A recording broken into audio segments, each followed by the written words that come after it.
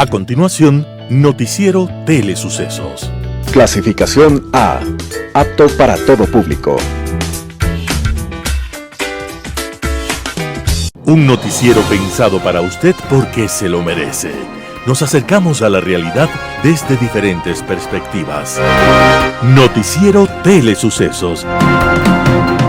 Primera parte del Noticiero Telesucesos, con las noticias más importantes del día. Bienvenidos a su noticiero Telesucesos. Este espacio informativo llega gracias a Preescolar El Parque. Estamos seguros de ser únicos por haber creado un lugar especial en que las fantasías de los niños se hacen realidad y haber desarrollado un lugar excepcional para crecer, aprender y ser felices. Con orgullo tenemos la certeza de que somos el centro de desarrollo infantil más avanzado de la ciudad. Comuníquese al 099 73 72 081. Sean ustedes bienvenidos a su noticiero Telesucesos. Un día como hoy. Hubo un niño que a los 5 años quedó huérfano y empezó a vivir una infancia cruda y luego una adolescencia no más amable. Este huérfano de techo, de cariños y de libros se llamaba Alexei y tuvo que hacer de todo para ganarse el pan amargo, duro y escaso de cada día. Recadero, pastor, lavaplatos, cargador, chatarrero, vigilante, estibador. No hubo una sola humillación ni un solo dolor que no tuviera que soportar, y por eso, cuando se hizo mayor, cambió su nombre y decidió llamarse Amargo. Amargo, en ruso se dice Gorky, y su nombre entonces fue Máximo Gorky, y se le recuerda como el escritor número 1 de la literatura socialista. Tal vez tanto sufrimiento de niño, unido a un brillante talento y a un temperamento inquebrantable, se conjugaron para regalarnos una literatura emotiva, comprometida y profunda. En su libro Caminando por el Mundo, al recordar los momentos difíciles de la vida, Gorky dice: se sale uno del camino y pierde todos los senderos, y por fin, cansado de buscarlos, aprieta los dientes y se adentra derecho en la espesura y, en definitiva, siempre sale al camino.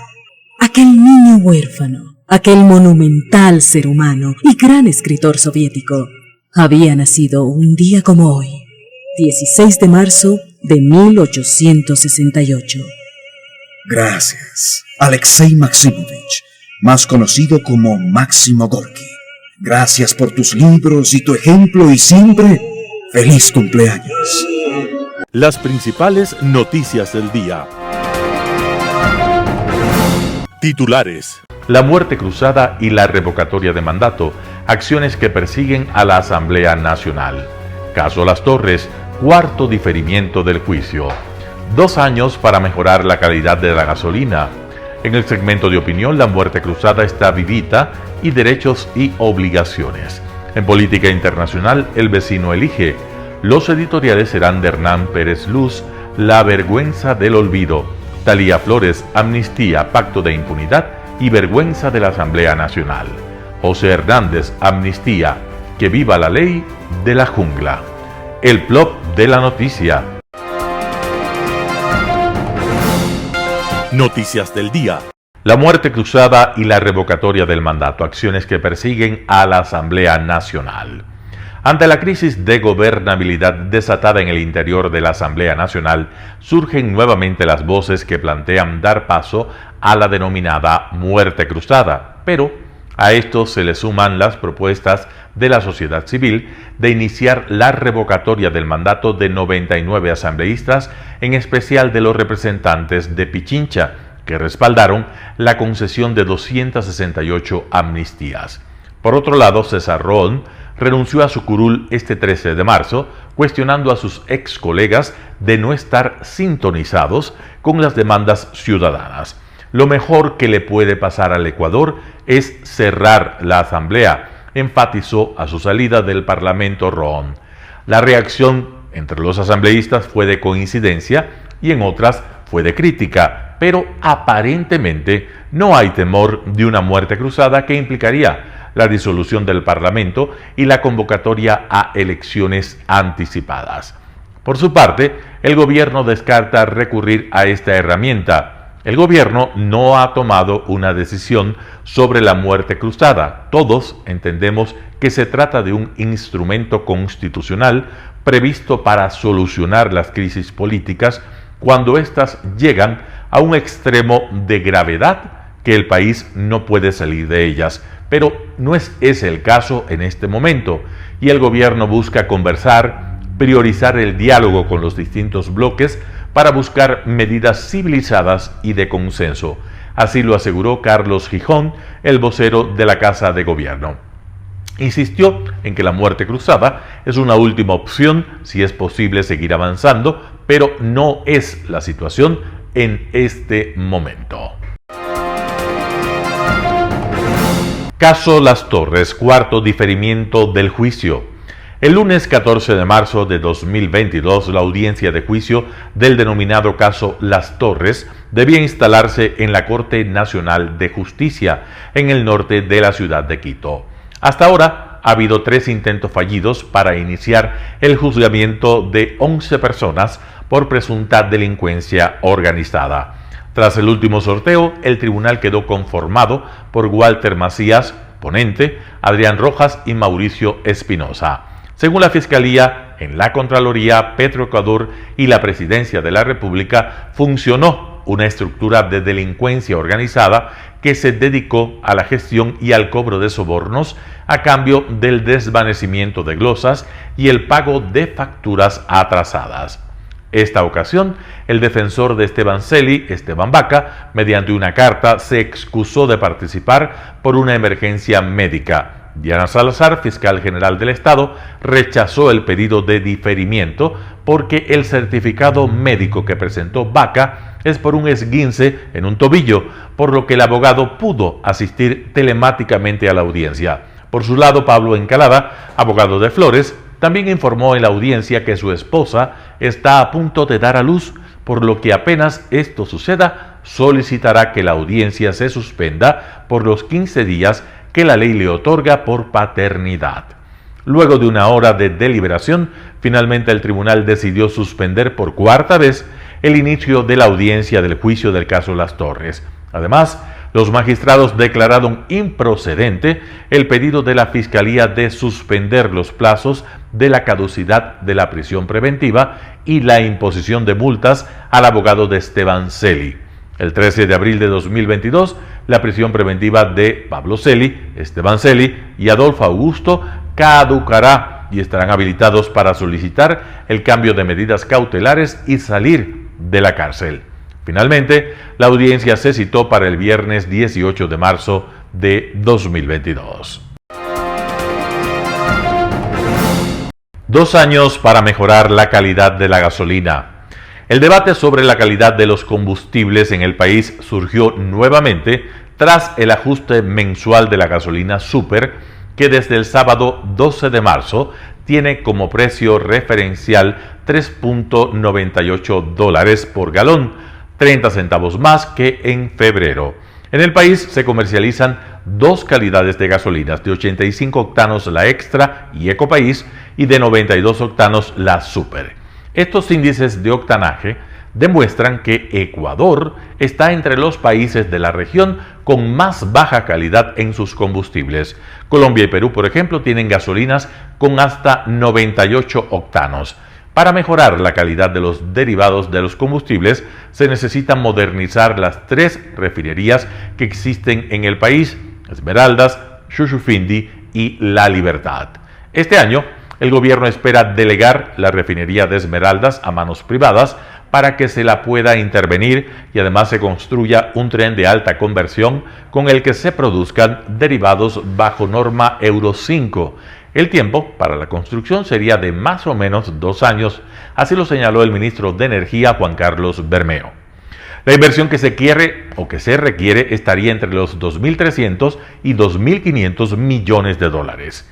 La construcción de una nueva refinería también está entre las opciones para tener mejores combustibles en el país. El proyecto se debería seguir en el Aromo, Manabí, donde ya se empezó la construcción de la llamada Refinería del Pacífico. Un panorama de noticias para su estatura intelectual.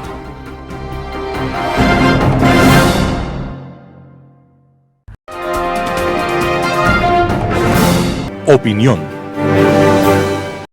Bienvenidos. ¿Qué hicieron aquellos que hoy se rasgan las vestiduras respecto de las amnistías? No, digo que hicieron porque durante mucho tiempo se dieron el lujo la pandilla a dar un golpe de estado al Congreso y nos dieron un término, como que si eso fuese un asunto no muy importante. No.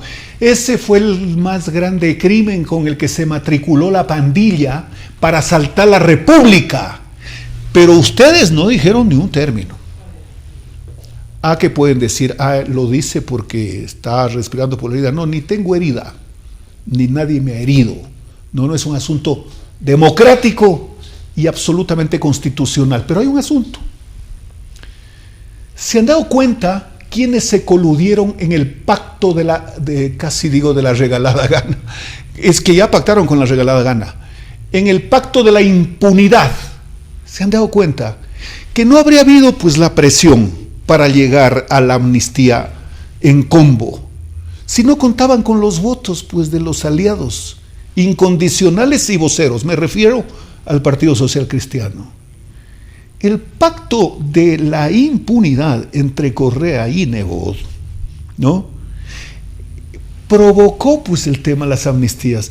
No me vengan a hacer los sapovivos. Nosotros no votamos por la amnistía. Sí, pero les tendieron la cama, pues. Pero claro, si esa astucia no es una novedad. No, pues no. Tienen práctica de ponerlos por delante. Decían en el campo, el burro por delante. Sí, pero finalmente el burro se queda ya en el potrero del vecino. Es que así sale, perdón esa analogía medio callejera, pero quiero de alguna manera explicarme. Entonces, primero, los coludidos tenían el voto suficiente como para qué. Para prescindir de la presidenta de la Asamblea, para votarla, a la presidenta de la Asamblea, a los miembros del CAL y al presidente de la Comisión de Fiscalización. Pero además les demostraron, porque en las sesiones del miércoles y jueves faltó un voto. Y el voto era, faltaron 2 votos, perdón. Y los 2 votos era de UNES, el uno, y el otro el Partido Social Cristiano. Es decir, retiraron a 2 de sus integrantes cuando tenían los votos. ¿Para qué? Para decirles que conste, nosotros tenemos los votos, pero si no votan por las amnistías en combo, los votamos la otra semana. Bueno, si la amnistía es un hecho muy importante para muchas personas, la estabilidad democrática también lo es, pues. Tanto lo es como a veces la gente dice: ¿por qué será que en las guerras el general que ordena lanzar una granada donde hay muertos, el general no comete una infracción penal, un delito? Sí, pues es un tema de defensa de la patria, de defensa del territorio, y estamos en guerra. En este momento hay una guerra en la Asamblea también. He escuchado algunos actores. ¿Por qué son los actores en un ejercicio mediático inmisericordia? Todos son candidatos a todo. No, este es el momento, hay que salir. Y leí esta semana y escuché varias opiniones que lamentaban el voto del señor Fernando Villavicencio en favor de la amnistía. Y salió él a dar su explicación. No la explicó como me habría gustado, pero la viene explicando luego. Y de pronto leí y escuché un tuit de don Andrés Vera, donde dice algo con lo que comparto plenamente, pues.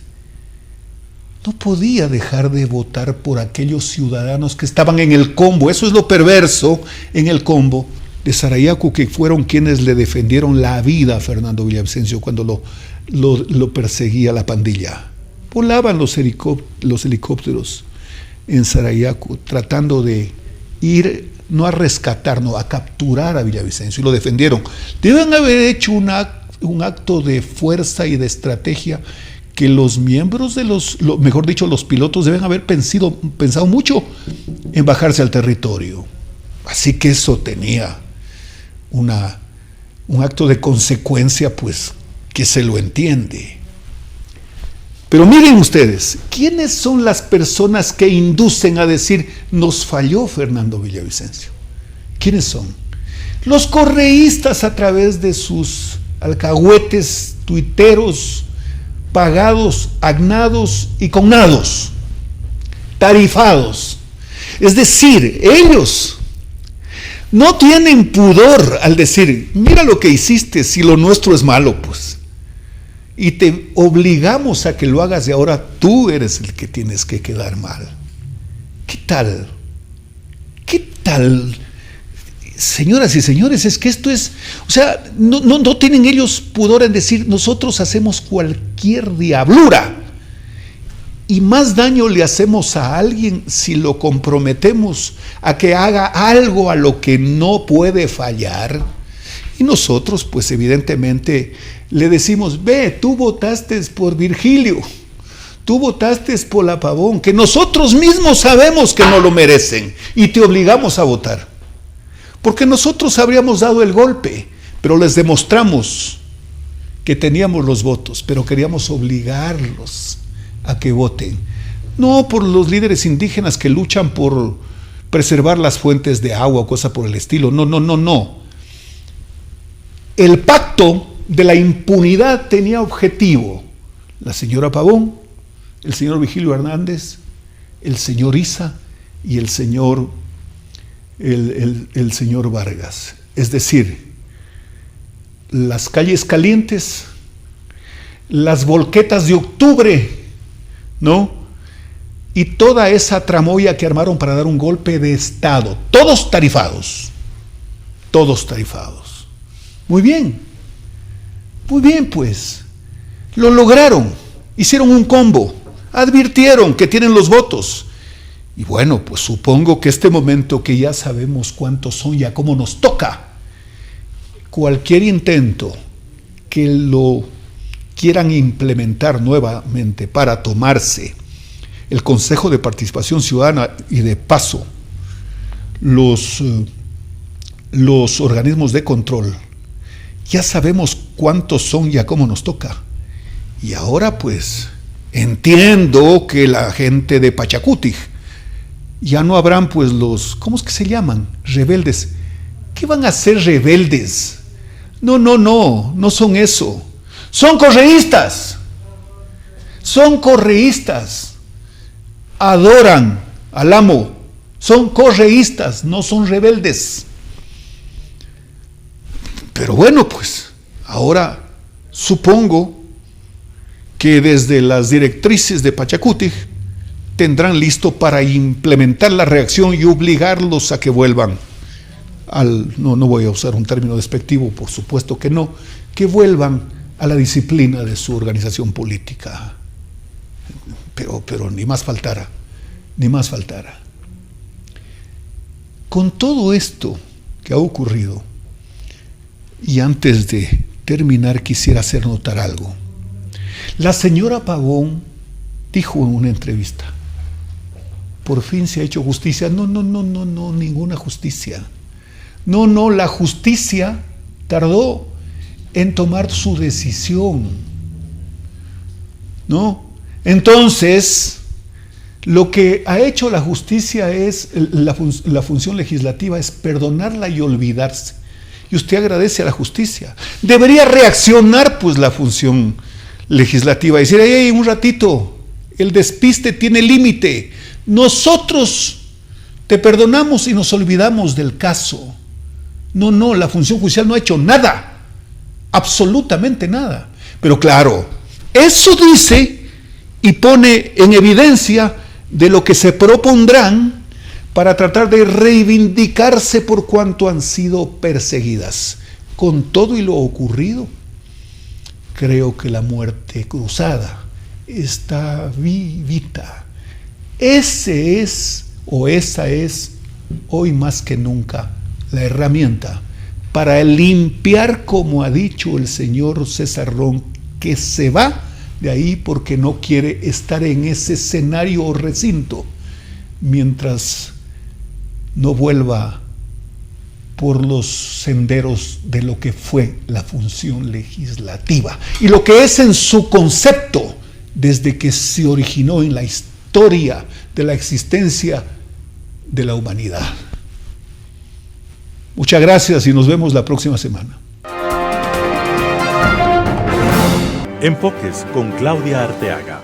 Gracias por estar ustedes en el noticiero de Telesucesos. Nosotros tratamos de analizar, tratamos de ver lo que está pasando en el Ecuador, en el mundo. Ha sido una semana muy complicada. Vivimos lo que sucedió en la Asamblea Nacional, el tema de las amnistías generales a una serie de personas que deberían ser analizadas y evaluadas por la justicia, no por el Congreso Nacional o por la Asamblea Nacional, que es el nombre que tenemos en el Ecuador.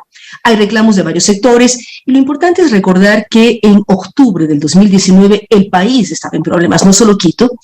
Tuvimos una entrevista en donde nos recordaban que 17 provincias fueron tomadas, 17, no solo Quito, y hay que pensar y evaluar los daños que estos manifestantes, que no midieron las consecuencias, hicieron a cada ciudad, generando desabastecimiento, quemas, hubo fallecimientos. Vemos lo que pasó en la Contraloría, vemos lo que Quito vivió, pero lo que vivió Cuenca, lo que vivió Ambato, lo que vivió Riobamba, ciudades bloqueadas, igual Latacunga en el centro del país, en donde realmente hubo problemas de desabastecimiento de combustibles, de medicinas, vías destrozadas que deben ser pagadas, porque si lo pagamos con impuestos no es posible que en una marcha se resuelva destruir una vía o destruir un bien público. Es lamentable ver lo que ocurre en el centro histórico de Quito, patrimonio de la humanidad, que cada vez que hay una marcha la gente lo daña, lo maltrata, lo veja. Todos debemos cuidar el centro o los centros de las ciudades, si no hablamos solo de Quito.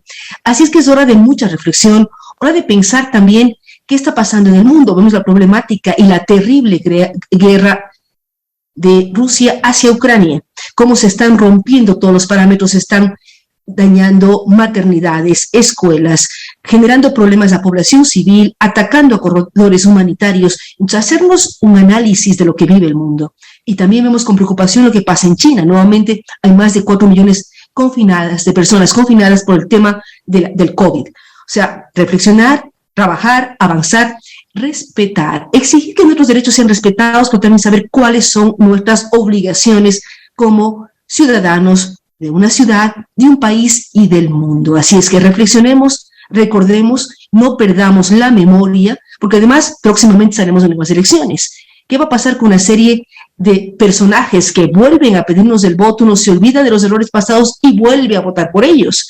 Así es que lo importante es educar a la población en qué derechos tenemos, en qué obligaciones entrañan estos derechos, pero también recordar históricamente y en el siglo XXI que nomás hemos vivido para saber hacia dónde queremos y cómo debemos proyectarnos. Gracias por estar con nosotros aquí en Telesucesos, en el noticiero que llega a sus hogares.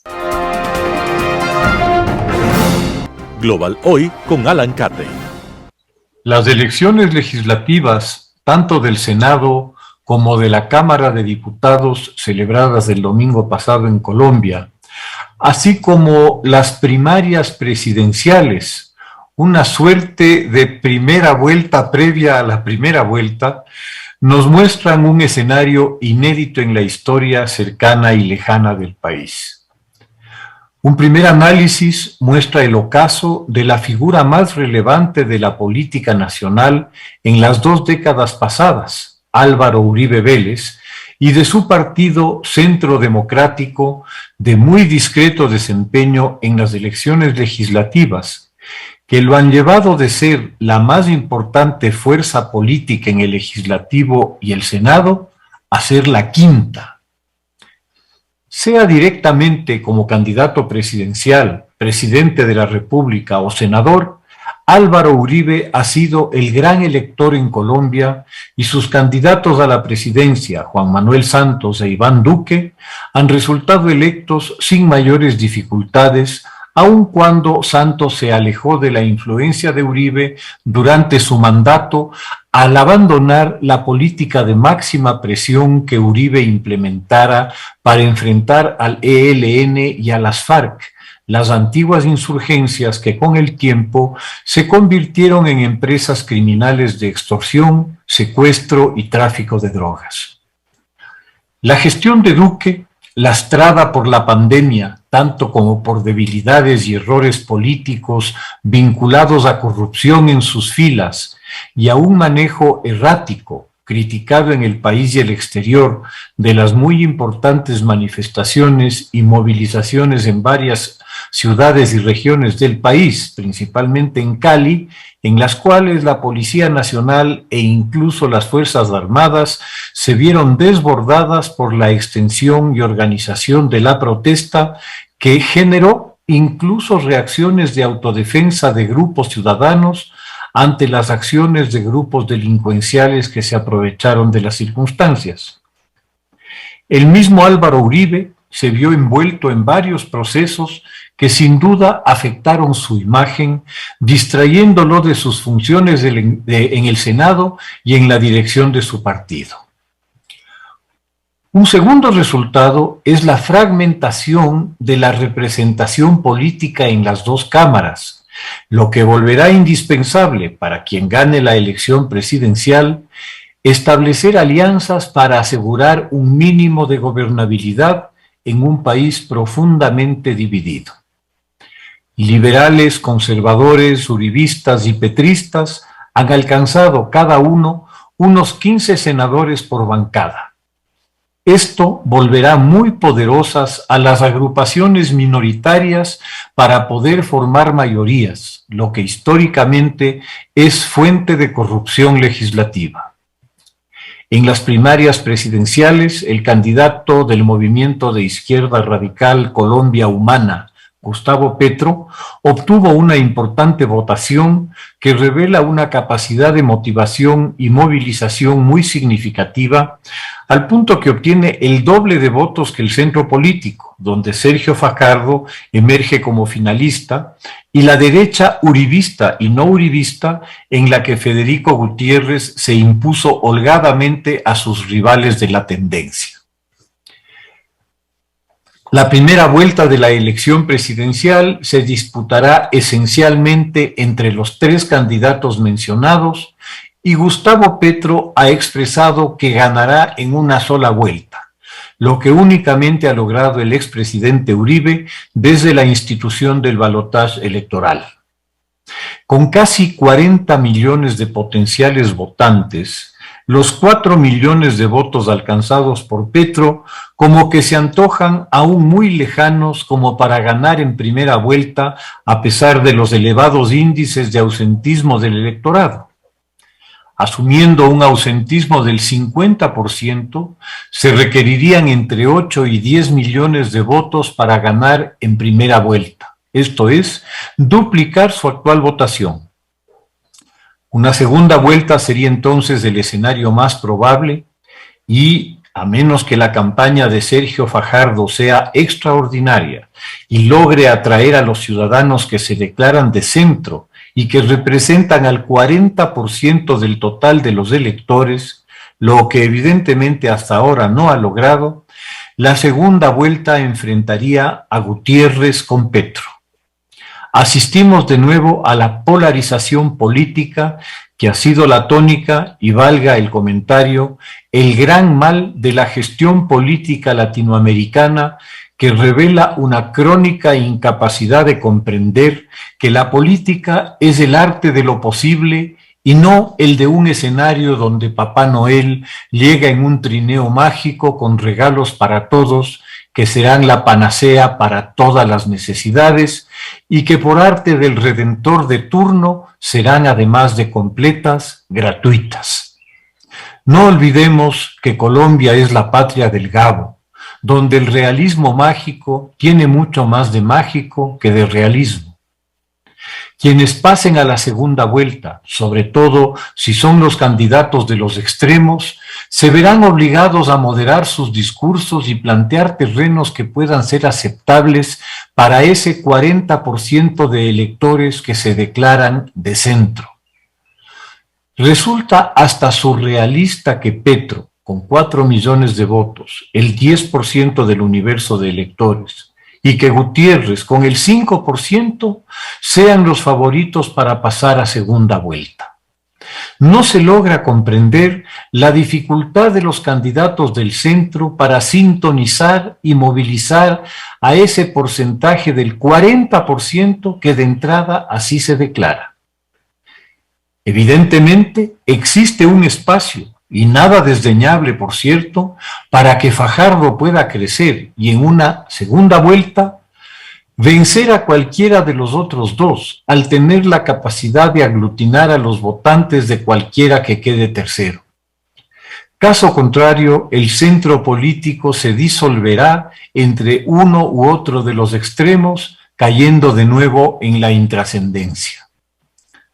Los resultados de la polarización están a la vista en toda América, en Brasil, en Perú, en Bolivia, donde las incertidumbres son terreno fértil para la inestabilidad, la inseguridad y, en último término, para la democracia.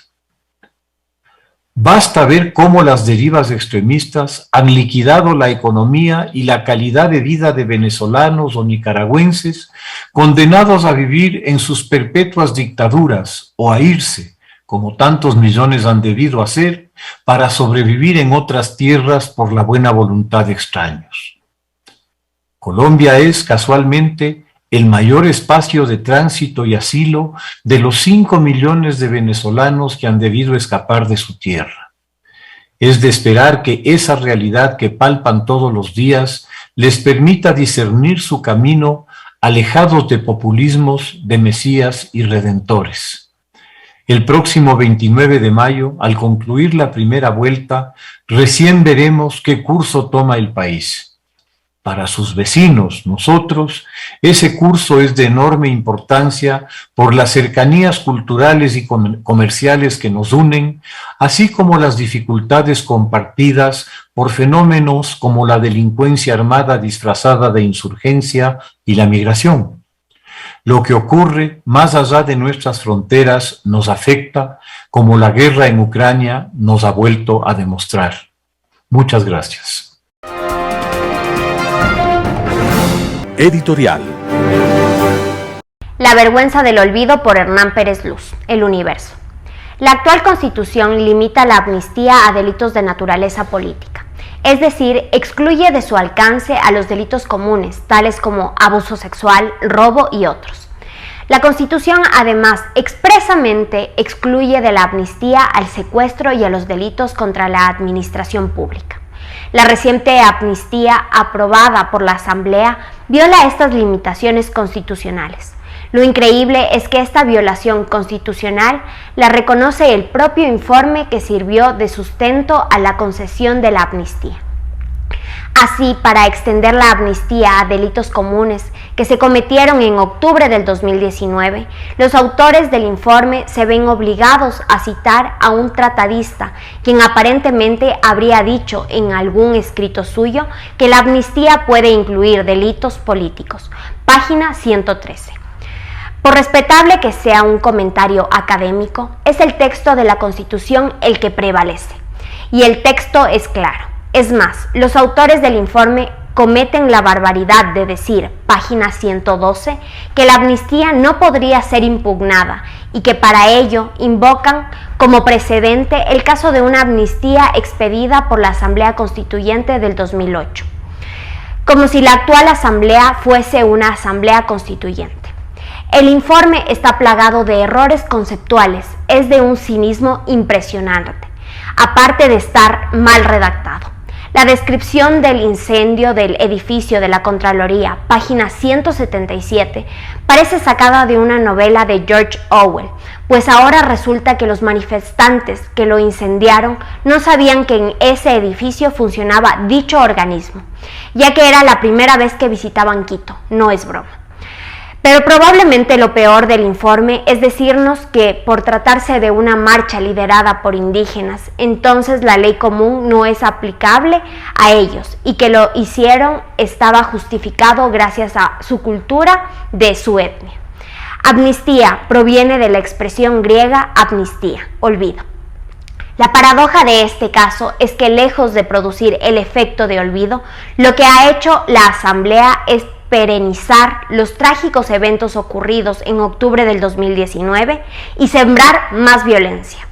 Mujeres abusadas sexualmente, periodistas heridos, personas secuestradas, edificios oficiales destruidos, parques arrasados, trampas para matar motociclistas, corte de agua potable, paro de exportaciones petroleras, destrucción de bienes públicos, cierre de carreteras, ambulancias apedreadas. ¿En serio quieren que nos olvidemos de todo esto? Pero hay más. Luego de ocurrido, sus responsables se han encargado de sostener y repetir que todo fue una suerte de gesta heroica y tranquilamente han advertido que volverán a hacerlo. Todo este lamentable capítulo va disque a ser borrado gracias a la amnistía. La Asamblea, que no tuvo los votos para aprobar la ley que facilita la recuperación de lo robado, ha cometido un crimen aprobando la amnistía de la semana pasada. La pregunta es, si el crimen es solo el comienzo, si luego de esto no vendrá la toma de la Contraloría y de otros órganos de control por parte de la mafia que robó desaforadamente por más de una década, o si el crimen de la amnistía de la Asamblea es el precio para que dicho asalto no suceda. La amnistía aprobada por la Asamblea Nacional debe ser impugnada constitucionalmente y como institución probablemente debería desaparecer. Hernán Pérez Luz, El Universo. Amnistía, pacto de impunidad y vergüenza de la Asamblea Nacional. Artículo de Talía Flores publicado en el portal Primicias. Bajo el falaz argumento de una reconciliación nacional, con mucho cinismo y nada de decoro, a las 4 de la mañana, cuando nadie les veía, 99 asambleístas se burlaron del país y amnistiaron a 268 acusados.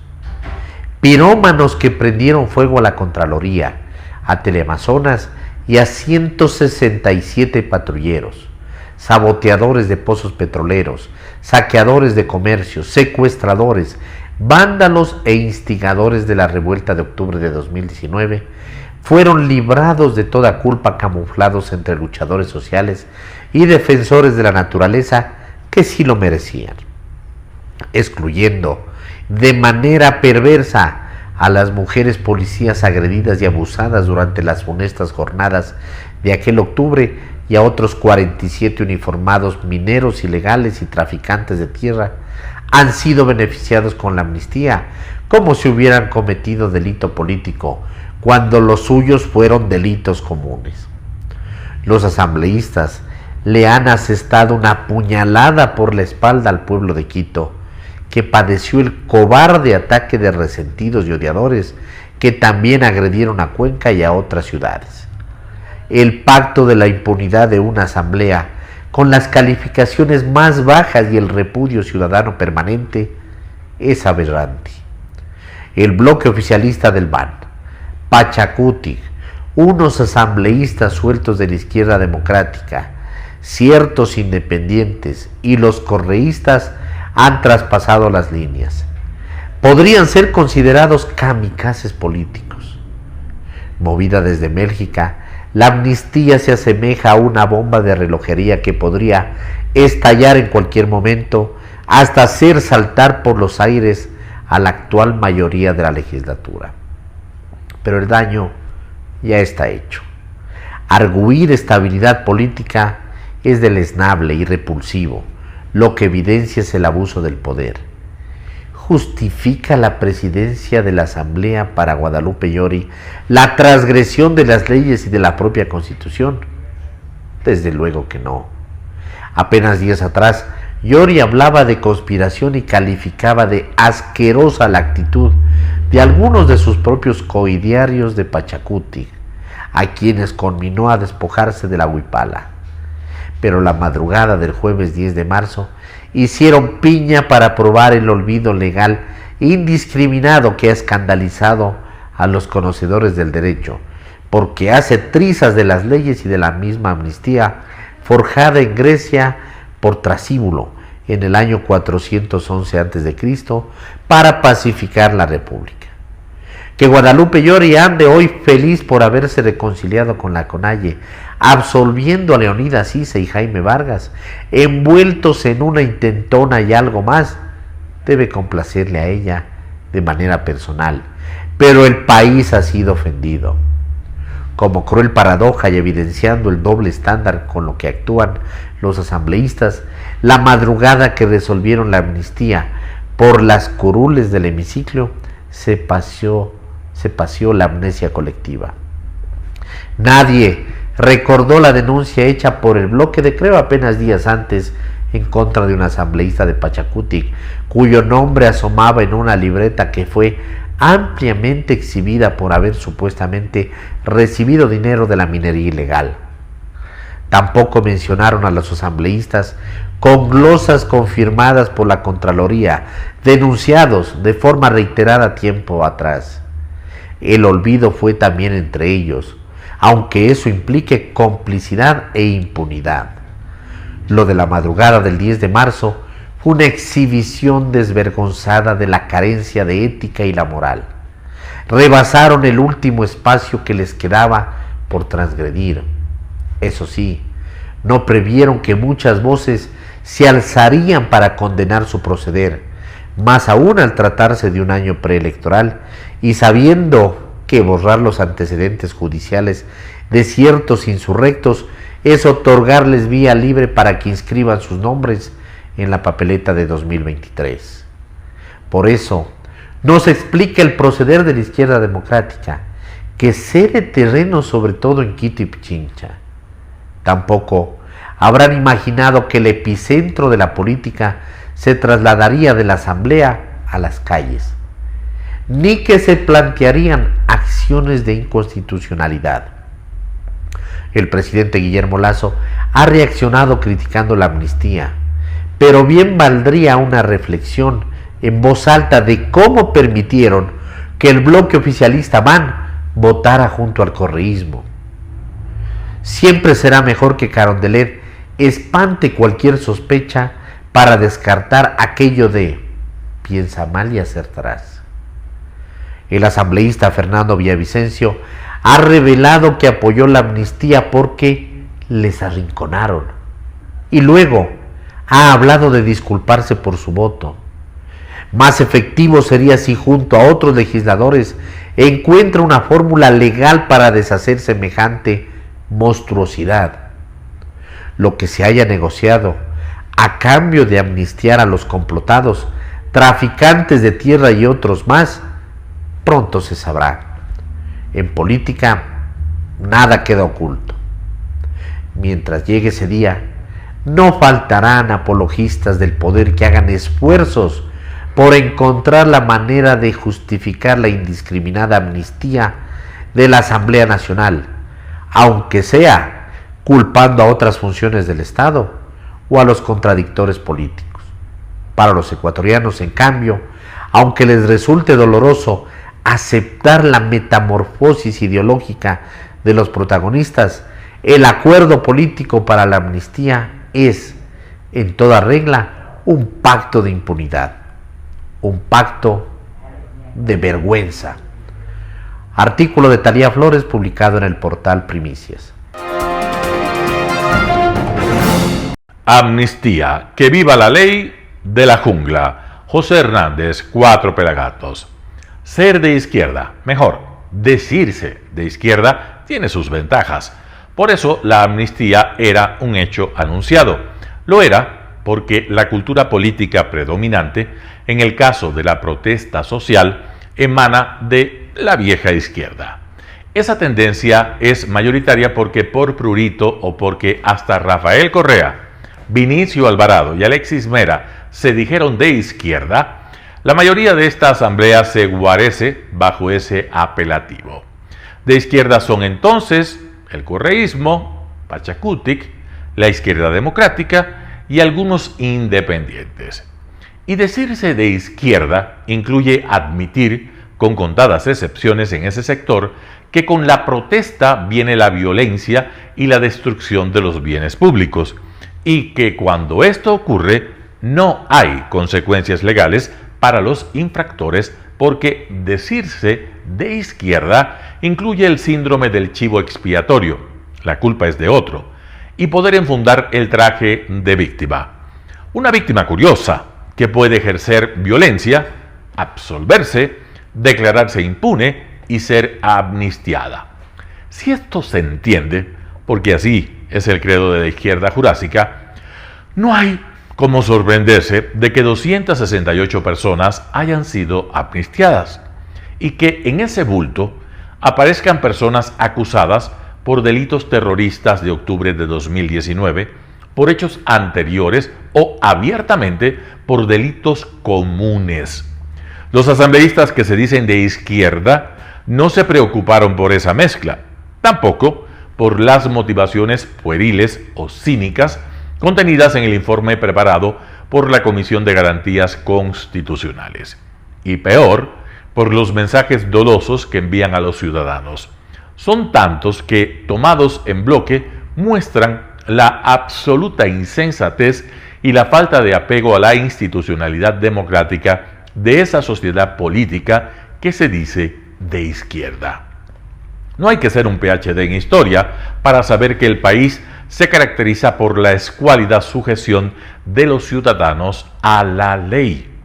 Es evidente que los infractores en octubre de 2019 que se beneficiaron de la amnistía se inspiran en esa indigencia para plantar una coartada. Ellos se limitaron a defender sus derechos vulnerados, dicen, por el gobierno de Lenín Moreno.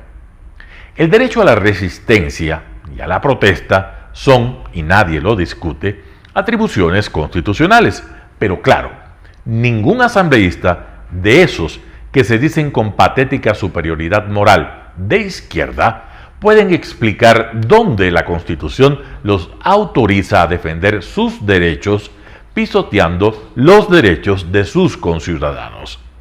¿Dónde se dice que es un derecho aterrorizar a la población en su camino hacia Quito y en Quito?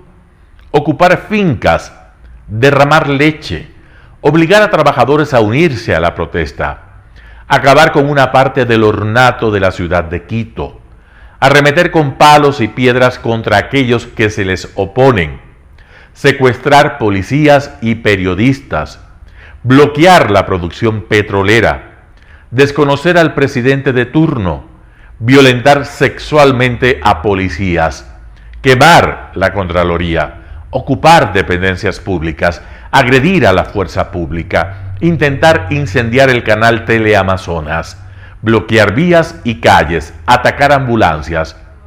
La letanía puede ser larga porque la suma de delitos cometidos parece inagotable. Los mensajes enviados a los ciudadanos son sencillos y demoledores. Si crees que el gobierno te priva de un derecho y lo quieres hacer prevalecer, usa la violencia, arrasa pueblos y ciudades, aterroriza a tus conciudadanos. De todas maneras, tendrás políticos amigos para amnistiarte finalmente. Tu derecho depende de la fuerza, no de la razón. La ley es papel mojado y puedes prescindir de ella cuando lo desees. Además, los delitos dependen de las circunstancias y de la cabeza del cliente. Si protestas y te dices de izquierda, delito es sinónimo de metáfora. Si eres policía y defiendes los derechos de la población, serás candidato a pudrirte con tus huesos en una cárcel.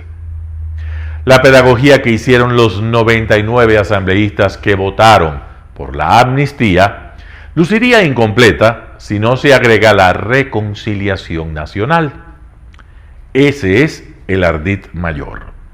La izquierda jurásica, que une ideológicamente al correísmo, a Pachacutic y a parte de la izquierda democrática, es experta en hacer creer a las víctimas que pueden sacar provecho del engaño al cual son sometidas. Nadie puede oponerse a la reconciliación nacional, pero claro, hablan de reconciliación sin esgrimir arrepentimiento alguno por los delitos cometidos, ni pedir perdón a Ambato por haberla dejado sin agua y a Quito por haberla sometido al terror durante 10 días. Tampoco han dicho que lo ocurrido no se repetirá, ni han pedido amnistiar a los policías que resultaron enjuiciados por cumplir con su deber durante las trifulcas. ¿Cuál es el mensaje entonces para las fuerzas del orden? Que la próxima vez tendrán que hacer callejón de honor para aquellos que lleguen a destruir parte de Quito y aupados por algunos dirigentes decididos a deponer al presidente de turno. Eso, por ejemplo. Reconciliación nacional, dicen. ¿Cuál reconciliación? La amnistía fue un pacto de impunidad, en el cual algunos vivos metieron incluso delitos comunes.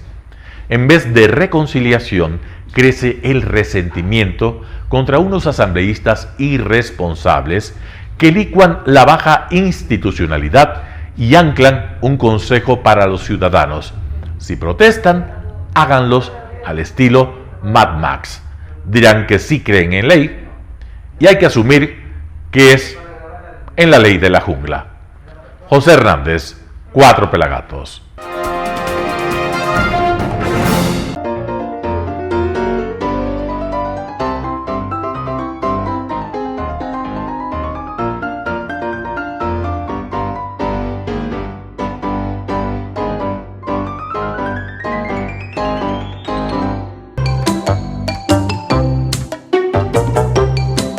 El Plop de la Noticia con Andrés Castillo.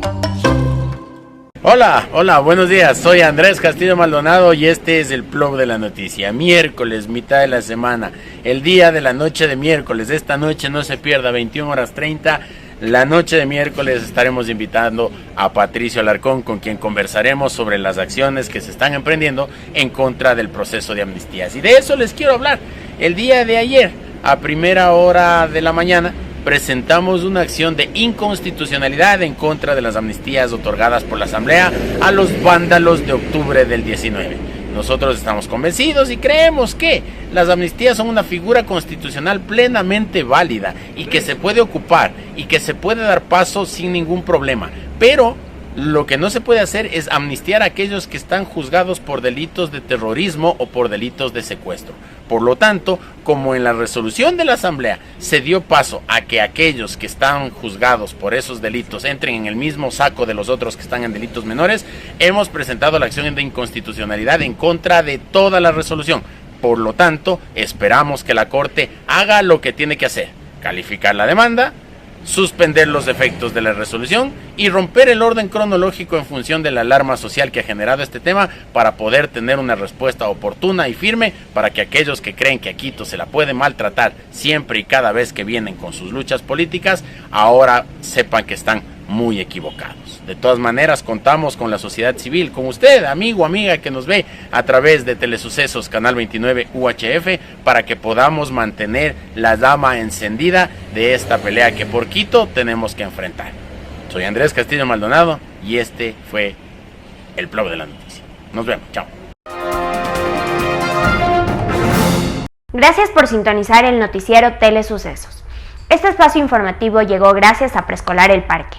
Estamos seguros de ser únicos por haber creado un lugar especial en que las fantasías de los niños se hacen realidad y haber desarrollado un lugar excepcional para crecer, aprender y ser felices. Con orgullo tenemos la certeza de que somos el centro de desarrollo infantil más avanzado de la ciudad. Comuníquese al 099 73 72 081. Síganos en nuestras redes sociales: Facebook Telesucesos Quito, Instagram @telesucesos_, Twitter @telesucesos29, YouTube Telesucesos HD y en nuestra página web www.telesucesos.net. Hasta mañana.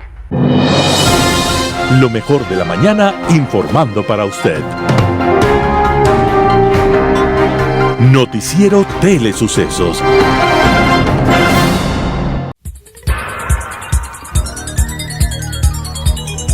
Las opiniones vertidas en este espacio por la producción y dirección del programa son de exclusiva responsabilidad de sus autores y de quienes intervienen en ellos.